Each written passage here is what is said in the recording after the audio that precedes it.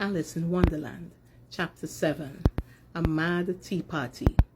Now, short spoiler. In this chapter, we're going to learn about the Mad Hatter.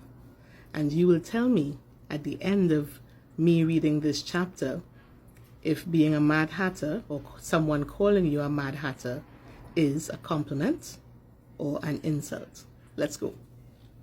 A Mad Tea Party. There was a large table in the backyard. The Mad Hatter and the March Hare were enjoying their tea, a dormouse fast asleep between them. The other two were using it as a cushion, resting their elbows on it and talking over its head. The table was a large one, but the three were all crowded together at one corner of it. "No room, no room," they cried out when they saw Alice toward them. "There's plenty of room," said Alice indignantly, and she sat down in a large armchair at one end of the table. "Have some wine," the March Hare said in an encouraging tone. Alice looked all around the table, but there was nothing on it but tea. "I don't see any wine," she remarked. "There isn't any," said the March Hare. "Then it wasn't very nice of you to offer it," said Alice angrily. "It wasn't very nice of you to sit down without being invited," said the March Hare. "Your hair needs cutting," said the Hatter. He had been looking at Alice for some time with great curiosity, and this was his first speech. "You should learn not to make personal remarks," Alice said sternly. "It's very rude." The Hatter opened his eyes very wide on hearing this, but all he said was, "Why is a raven like a writing desk?" "I think I can guess that," said Alice out loud. "You mean you can find the answer to it?" "Yes." "Then say what you mean," the March Hare went on. "I do," Alice hastily replied. "At least, I mean what I say. That's the same thing, you know." "It is the same thing with you," said the Hatter, and he poured a little hot tea on the dormouse's nose. The dormouse shook its head impatiently and said, without opening its eyes, of course, just what I was going to remark myself." The party sat silent for a minute while Alice thought over all she could remember about ravens and writing desks, which wasn't much. The Hatter was the first to break the silence. "What day of the month is it?" he asked, turning to Alice.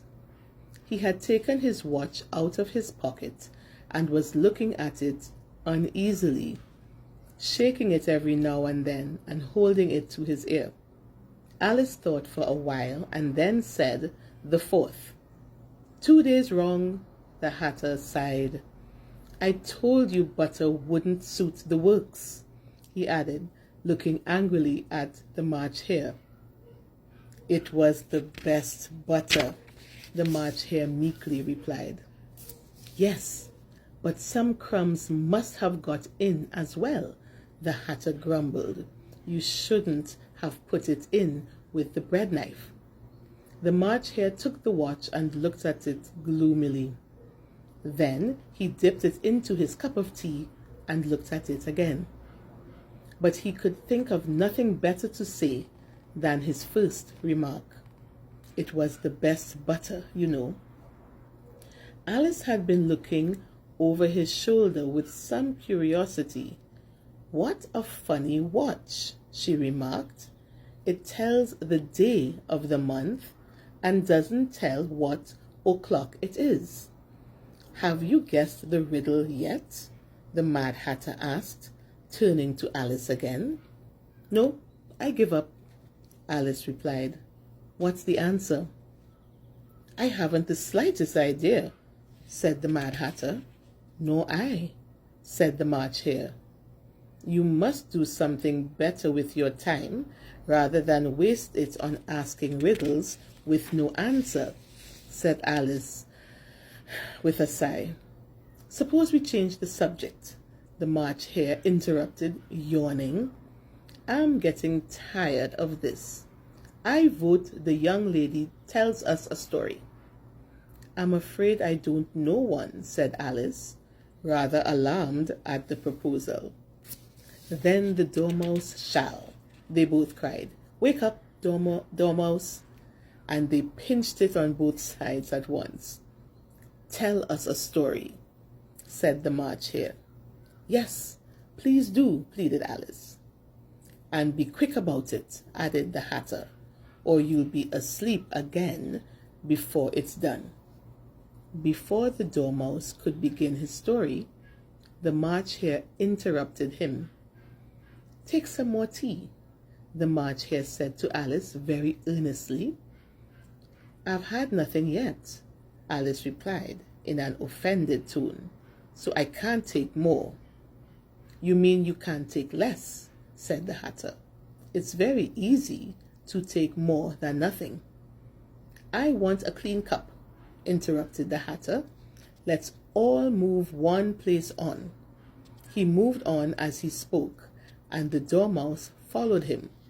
The March Hare moved into the Dormouse's place, and Alice, rather unwillingly, took the place of the March Hare.